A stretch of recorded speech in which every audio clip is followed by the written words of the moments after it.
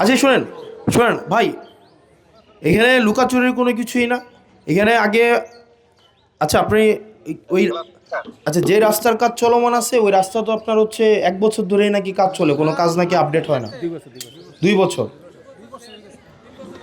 হ্যাঁ, ওইটা ওই যে মাঝখানে ঠিকাদার ছিল, কে ঠিকাদার ছিল না, ওরা এই 1 মাস যাবত আবার নতুন কাজ শুরু করতে। এটা কবের মধ্যে রাস্তাটা কমপ্লিট হতে পারে? স্যার, এটা রাস্তাটা কবের মধ্যে কমপ্লিট হবে এটা? আমরা তো চাচ্ছিলাম স্যার, ওদেরকে বলে দিছি যে জুনের মধ্যে শেষ করার জন্য আর কি। এটা তো তাহলে পরে ওদের ফেব্রুয়ারি, মার্চ, প্ল্যান এপ্রিল, করে মে। বের করে দিব আর কি। না এটা তো অনেক দিন, জুন তো মাঝখানে বৃষ্টি হয়ে যাবে, হ্যাঁ বৃষ্টি হ্যাঁ, হলে তো মানে আর কাজ আমরা করতে পারবে না। আমরা স্ট্রিক্টলি ভাবে বলে দিছি স্যার, যদি ওরা জুনের মধ্যে শেষ না করতে পারে তাহলে আমরা ওদের প্ল্যানটি করে বের করে দেবো আর কি। না না, এটা তো জনদুর্ভুক্ত ইয়া হইলো। আপনি একটা কাজ করেন, হ্যাঁ ওনাদের সাথে হ্যাঁ বসেন, ওনাদের সাথে বসে বলেন স্যার। এটা যেন আপনার হচ্ছে কাজ যদি রেগুলার করে একদম মানে হার্ট অ্যান্ড সোল 2 মাস লাগবে না, আপনার ওনাদের এপ্রিলের লাস্ট উইক পর্যন্ত টাইম দিয়ে দেন। টাইম দিয়ে ওনাদেরকে হ্যাঁ অবশ্যই অবশ্যই এপ্রিলের মধ্যে, কারণ বৃষ্টি শুরু হলে কিন্তু কাজ করতে পারবে না। আর হচ্ছে 1 নম্বর অলরেডি আমি রাস্তাটা, স্যার যে ওই রাস্তায় যাচ্ছি তো স্যার, রাস্তায় যাচ্ছি আর 1 নম্বর রাস্তাটা আমরা কবে শুরু করতে পারবো? ও স্যার, আমরা যে কেবল ওই যে নতুন একটা হয়েছে আর কি, প্রকল্প হয়েছে বি স্ট্রং নামে, হ্যাঁ ওইটা আমরা প্রস্তাব আছে তো ওইটা আমরা এস্টিমেট পাঠাচ্ছি আজকে। ওকে ঠিক আছে, আমাকে তো একটু ওইটা আপডেট আমরা দিন হয়তো তাহলে। স্যার, হ্যাঁ জি ওকে স্যার। ঠিক আছে, ওকে সালাম। এখানে দেখেন আপনার, আচ্ছা আরেকটা বিষয় শোনেন, আপনারা শোনেন, সরকারের সবসময় দোষ নাই। সরকারের কিন্তু আপনারা দেখেন, আপনারা পুকুর যে করেন, রাস্তার পাশে পুকুরগুলো আছে না, এই যে রাস্তা করবে, রাস্তা করার সময় কি এটা সরকারের কাজ আপনার রাস্তার পাশ দিয়ে করে দেওয়া, ওই যে রিপেয়ারিং ওয়াল করে দেওয়া, এটা কি রাস্তার কাজ? শোনেন, আপনি আমাদের ভোট দিবে, আগামী 5 বছর পর আল্লাহ বাসায় রাখবে কি রাখবে না আমি জানি না। আমার অনেকে এখন বলে তুমি যদি এমনি এখন করো আগামী 5 বছর পরে তো জিততে পারবে না।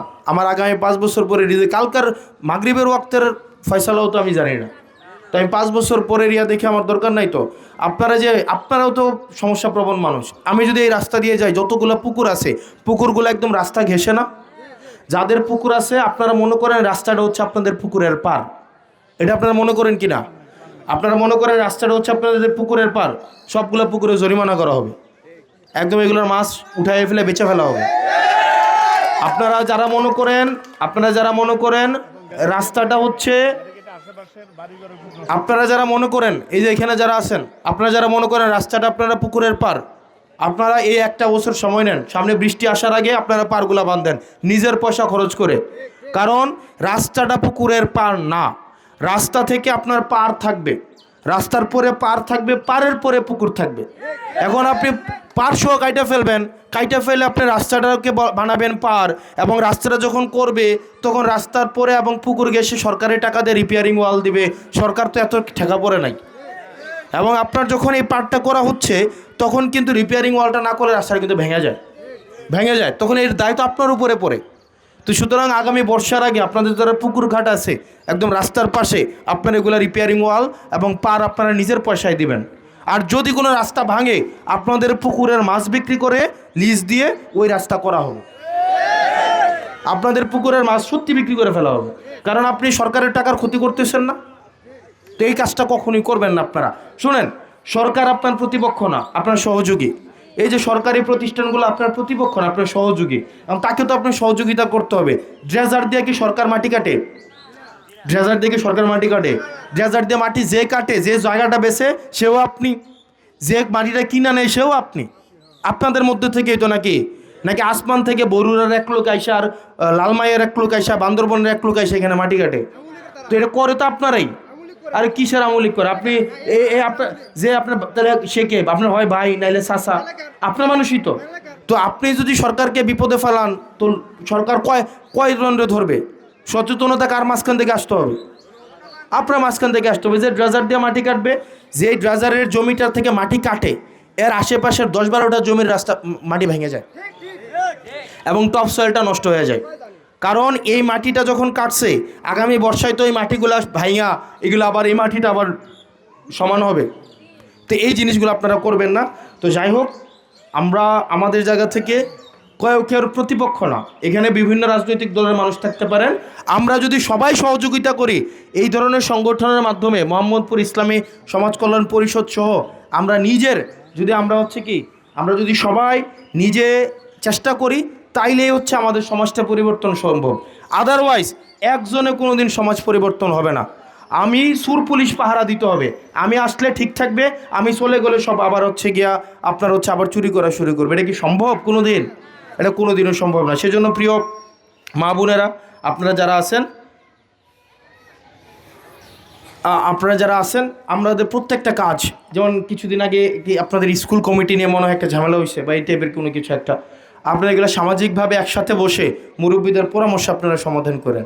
আমি তো আসলে সব সিদ্ধান্ত নিজে দিতে পারবো না, আপনাদের 10টা মানুষের সাথে বসা আমি বলবো যে ভাই কোনটা করলে ভালো হয়, আপনারা যেটা বলবেন আমি তো এটাই শুনবো। নাকি আমারে কার গড়ে কী চাল দিয়ে রাঁধছে, মারামারি লাগছে, মোড়া চাল দিয়ে ভাত খাইবো না সিকোয়েন্স চাল দিয়ে লাগবো, ফোন দিছে সেহরিতে আপনার কোনো একটা গ্রামের, আমি নাম বলতেছি না অসম্মান বোধ হবে, কোনো একটা গ্রামে সেহরির মানে ব্যান্ডাইত ভাত খাওয়া লইয়া মারামারি লাগছে, বুঝছেন?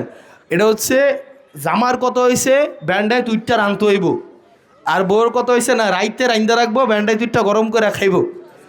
তো এখন এটা লাগছে মানে মারামারি লাগিয়া, বউ গেছে গা জিয়ের বাড়িতে, মানে জিয়ের শ্বশুর বাড়িতে গেছে গিয়া তখন আবার হচ্ছে কি জামাইয়ের নামে আমার কাছে দিছে অভিযোগ। এখন আমি এই বিচার কি কইরাম কন, মানে আপনি আমার কন যে ব্যান্ডায় কি রান্ধন কি রাইতে রানবো নাকি হচ্ছে ব্যান্ডায় তুইটা রানবো, এটা আমি এই সমাধান আমি কি দিব বলে? এখন এই জিনিসগুলো তো আপনারা একটু সামাজিকভাবে নিজেরা একটু বসতে হবে, তাই না? তো এই জিনিসগুলো আপনারা নিজেরা বসে, আমরা যদি সবাই ইউনাইটেড থাকি আমরা ইনশাল্লাহ সুন্দর একটা সমাজ করতে পারবো আমরা ইনশাল্লাহ। তো আপনারা ভালো থাকেন, সুস্থ থাকেন, কষ্ট করে যারা আজকে আসছেন, আমরা আমাদের নিজেদের ইফতার আপনাদের ইফতার আমরা সবাই ভাগাভাগি করে খাবো। সামনে ঈদ আসছে, ঈদের আনন্দ আমরা সবাই নিজেদের মধ্যে ভাগাভাগি করে নিব, যাতে করে আমাদের নিজেদের মধ্যে কোনো বৈষম্য আমরা না থাকি। সরকারের পাশাপাশি এই ব্যক্তি উদ্যোগগুলো চলুক, অব্যাহত থাকুক। আপনারা ভালো থাকবেন, সুস্থ থাকবেন, আর ব্যান্ডাইতের ভাত রান্দারান্দি করে মারামারি করিয়েন না। আপনারা যারা আছেন মুরব্বীরা, জ্যাডারা, চাচারা, ব্যান্ডাইতে যদি জেডিরা একটু আগে রাইন্দালায় কোনো সমস্যা নেই, একটু গরম করা খাইয়া নিয়েন, মানাই নিয়েন। আর অথবা আপনারা একদিন নিজেরা ব্যান্ডাইট উইটটা রাইন্দা জেডিরার একটু ডাক দেন যে 40 বছর তো আমার রাইন্দা খাওয়াইছস, আমি আবার একটু তোমার রাইন্দা খাওয়াইছি, ঠিক আছে রে? একটু নিজের কাজটা একটু নিজে করেন, একদিন ইফতার বানায়েন, পারবেন? একদিন এই অনেকে তো 20-25 বছর ধরে সংসার করেন না, আপনারা ইফতার বানাইছেন না কোনো দিন? একদিন একটা কাজ করেন, বাসার কাজটা একটু উল্টা করেন। একদিন আমরা জেডি চাচি মামি যারা আছে আপনারা একদিন বাসায় বসে থাকেন, আপনারা দোয়া দুরুস করবেন, আত্মীয় স্বজনের লোক একটু কথাবার্তা বলবেন, এই বাড়ি ওই বাড়ি যাবেন, আর চাচারা হচ্ছেন ইফতারগুলো বানাবেন, ইফতার বানাইয়া ওনাদেরকে একটু খাওয়াবেন। পারবেন না? একদিন তো ব্যতিক্রম হইতেই পারে না? এটা সম্ভব কি না? এটা সম্ভব না? সম্ভব তো ইনশাল্লাহ। তাইলে আমরা একটা কাজ করেন, যেহেতু আপনাদের গ্রামে শহীদ ভাই আছে, মাসুম ভাই আছে, আপনারা একটা প্রোগ্রাম করেন, যে কোনো একটা ইফতার গ্রামের যত পুরুষ আছে তারা মিলে আয়োজন করবে, আর ওই দিন সব আন্টিরারে আমরা দাওয়াত দেব। এটা করা যায় না? এটা করা যায় কি না? আপনারা তাইলে একটা বড় মাঠে বা মাদ্রাসায় গ্রামের যত এটার পোলাপাইন আছে কারা এখানে ইয়াং পোলাপান, আপনারা এই উদ্যোগটা নেন, আপনারা একটু উদ্যোগটা নেন, বাড়ি বাড়ি চাল সংগ্রহ করে নিজের পকেট থেকে 100-500 টাকা দিয়ে আপনারা পুরুষরা ওই দিন সব কার্যক্রম করবে, নিজেরা রান্না করবেন, বাবুর্চি ভাড়া করবেন না।